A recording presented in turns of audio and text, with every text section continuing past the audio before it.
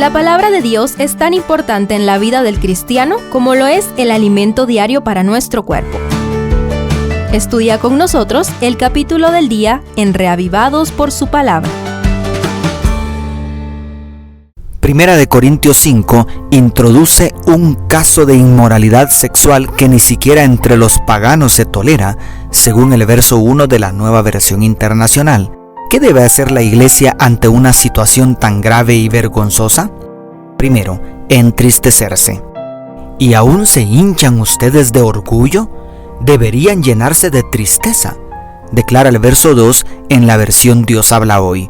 El apóstol venía tratando el orgullo espiritual tipo laodicense de los creyentes de Corinto, pero era evidente y bien conocido el vergonzoso caso de incesto de uno de los miembros de la iglesia. ¿Cómo podrían enorgullecerse mientras había algo así dentro de la iglesia?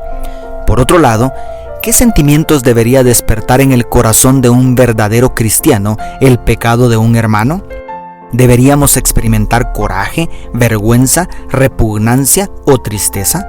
Humanamente, el pecado, y peor si es tan grave como el incesto, puede provocar muchas reacciones, pero lo peor que la iglesia puede hacer es manifestar indiferencia.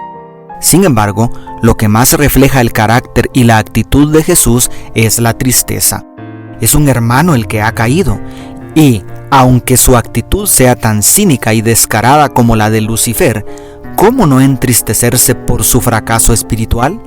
Segundo, expulsar al pecado.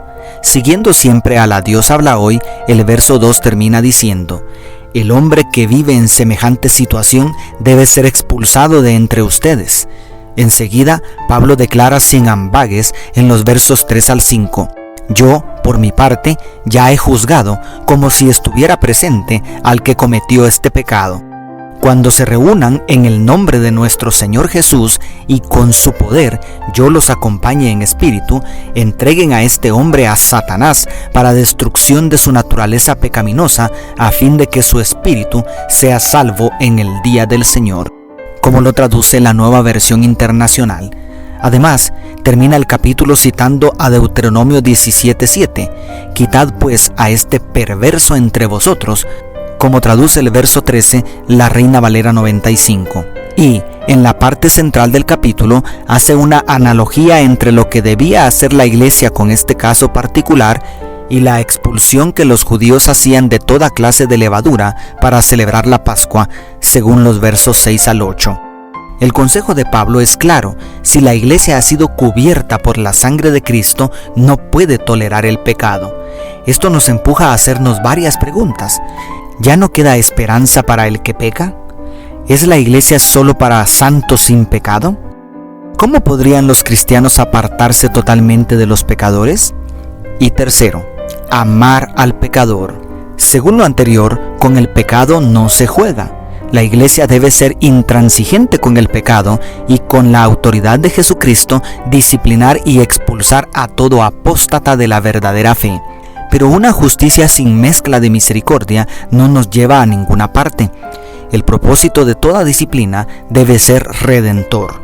Aunque resulta difícil comprenderlo, es clarísima la parte final del verso 5, a fin de que el espíritu sea salvo en el día del Señor Jesús.